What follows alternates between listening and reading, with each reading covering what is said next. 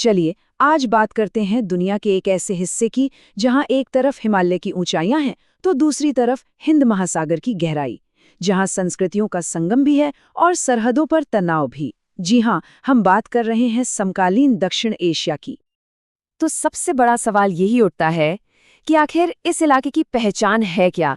क्या ये सिर्फ लड़ाइयों, सीमा विवादों और पुरानी दुश्मनियों की जमीन है, या फिर यहाँ सहयोग और एक बेहतर भविष्य की कोई उम्मीद भी बाकी है? आइए आज इसी गुत्थी को सुलझाने की कोशिश करते हैं। तो आज हम क्या-क्या देखने वाले हैं? सबसे पहले हम समझेंगे कि दक्षिण एशिया है क्या, फिर देखेंगे कि यहाँ लोकतंत्र का सफर इतना ऊबड़-खाबड़ क्यों रहा है। हम उन बड़े संघर्षों पर भी नजर डालेंगे जिन्होंने इस क्षेत्र को शक्ल दी है, और भारत के अपने पड़ोसियों के साथ जो कॉम्प्लेक्स रिश्ते हैं उन्हें भी समझेंगे। और आखिर में हम ये जानने की कोशिश करेंगे कि क्या इन सब के बीच सहयोग की कोई गुंजाइश है। तो चलिए शुरू करते हैं बिल्कुल बेसिक से। दक्षिण एशिया आखिर ये है क्या? ये एक ऐसा इलाका है जहां जितनी तरह की भाषाएं और संस्कृतियां हैं, उतनी ही कॉमन परेशानियां भी हैं। तो इस ग्रुप में है कौन कौन? देखिए, इसमें आते हैं भारत, पाकिस्तान, बांग्लादेश, नेपाल, भूटान, श्रीलंका, मालदीव और अफगानिस्तान। ये 8 देश मिलके बनाते हैं दक्षिण एशिया। मतलब उत्तर में हिमालय की बर्फीली चोटियों से लेकर दक्षिण में हिंद महासागर की लहरों तक फैला हुआ ये एक बहुत ही बड़ा और स्ट्रैटेजिकली इम्पॉर्टेंट एरिया है। भले ही ये देश अलग अलग हैं, पर इनकी परेशानियां काफी मिलती जुलती हैं। बॉर्डर को लेकर झगड़े, नदियों के पानी के बंटवारे पर विवाद, देशों के अंदर ही अलग अलग गुटों के बीच संघर्ष, ये कुछ ऐसी उलझनें हैं जिनसे लगभग हर देश यहाँ जूझ रहा है।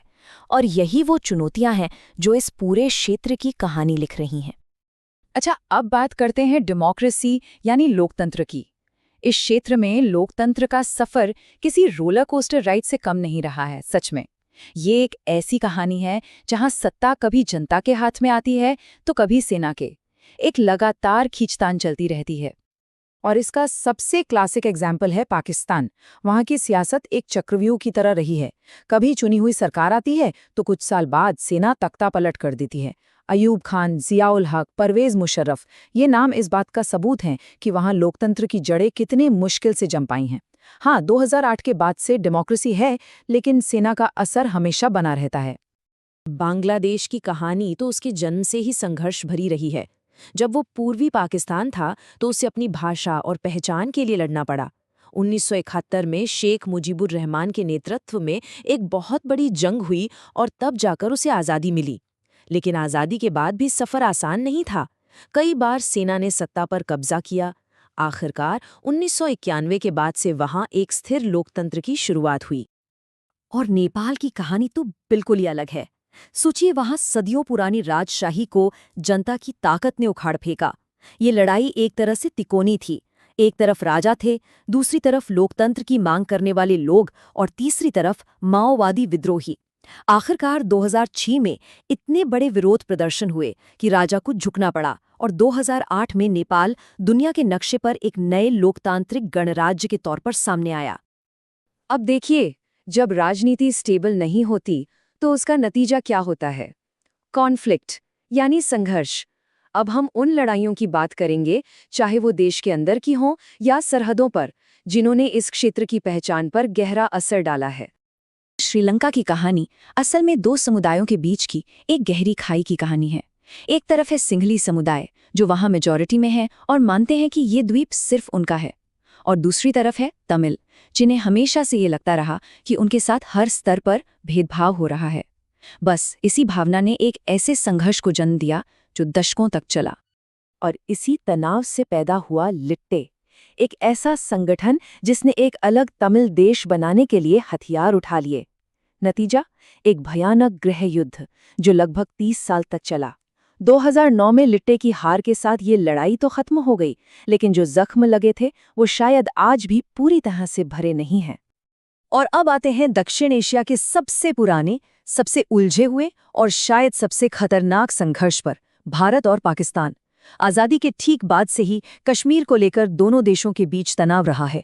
1947-48, 1965, 1971 और 1999 में कारगिल, 4 बड़ी जंगें हो चुकी हैं। और आज भी ये दुश्मनी इस क्षेत्र की शांति के लिए सबसे बड़ा खतरा बनी हुई है।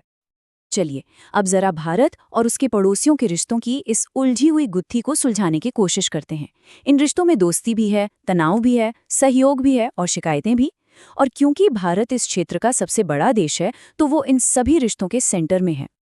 भारत और बांग्लादेश का रिश्ता आप कह सकते हैं बड़ा मिला-जुला है। एक तरफ नदियों के पानी के बंटवारे जैसे मुद्दों पर विवाद है, तो दूसरी तरफ दोनों के बीच व्यापार बहुत मजबूत है और आपदा के समय दोनों एक दूसरे का साथ भी देते हैं। और हाँ, भारत की जो लुक ईस्ट पॉलिसी है, मतलब दक्षिण पूर्व एशिया से रिश्ते बेहतर करने की कोशिश, उसके लिए बांग्लादेश बहुत जरूरी है। नेपाल के साथ तो हमारा रिश्ता शायद सबसे अनोखा है। हमारे बीच एक खुली सीमा है, कोई वीज़ा पासपोर्ट नहीं लगता, लेकिन फिर भी रिश्तों में अक्सर तनाव आ जाता है। नेपाल को कई बार लगता है कि भारत बड़े भाई की तरह दखल देता है। वहीं भारत को नेपाल में चीन के बढ़ते प्रभाव और अपनी सुरक्षा की चिंता रहती है। भारत और श्रीलंका का रिश्ता तो सदियों पुराना है, लेकिन मॉडर्न हिस्ट्री थोड़ी पेचीदा रही है।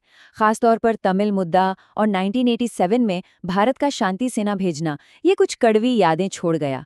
फिर भी अच्छी बात यह है कि दोनों देशों के बीच एक फ्री ट्रेड एग्रीमेंट है और 2004 की सुनामी जैसी आपदा के समय भारत ने श्रीलंका की भरपूर मदद की थी।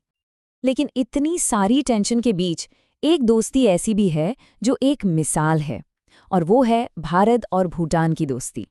ये एक ऐसा रिश्ता है जहां कोई बड़ा विवाद नहीं है। भूटान भारत की सुरक्षा चिंताओं का ध्यान रखता है और भारत भूटान के विकास में खास तौर पर उसके हाइड्रो पावर प्रोजेक्ट्स में उसकी पूरी मदद करता है। तो इतने सारे झगड़े, इतने विवाद, इन सब के बाद सवाल ये उठता है कि क्या साथ मिलकर आगे बढ़ने की कोई उम्मीद भी है? क्या कोई ऐसा प्लेटफॉर्म है जहां ये देश अपने मतभेद भुलाकर एक साथ आ सकें? हमारा आखिरी सेक्शन इसी सवाल का जवाब ढूंढेगा। इसी उम्मीद के साथ 1985 में एक संगठन बनाया गया था, सार्क, यानी south Asian association for regional cooperation. इसका मकसद बहुत अच्छा था कि सभी दक्षिण एशियाई देश मिलकर गरीबी, बीमारी और दूसरी समस्याओं से लड़ें। लेकिन ये सपना सपना ही क्यों रह गया? सार्क उतना कामयाब क्यों नहीं हो पाया? देखिए, इसकी सबसे बड़ी वजह तो भारत और पाकिस्तान की दुश्मनी है, जिसने हमेशा इसकी प्रगति पर ब्रेक लगाया है। इसके अलावा जो छोटे देश हैं, उन्हें कहीं ना कहीं ये डर भी रहता है कि भारत इतना बड़ा देश है, कहीं वो उन पर हावी ना हो जाए। तो कुल मिलाकर हम कहाँ खड़े हैं? आज दक्षिण एशिया एक ऐसे चौराहे पर खड़ा है जहां एक रास्ता इसे अतीत के झगड़ों और विवादों की तरफ वापस खींचता है और दूसरा रास्ता एक साथ मिलकर एक बेहतर और समृद्ध भविष्य बनाने की तरफ ले जाता है। और हम आपको इसी एक बड़े सवाल के साथ छोड़े जा रहे हैं। क्या दक्षिण एशिया के ये देश अपने पुराने विवादों से ऊपर उठकर एक दूसरे पर भरोसा करके एक साझा भविष्य बना सकते हैं? इस पूरे क्षेत्र का मुस्तकबिल इसी एक सवाल के जवाब में छिपा है।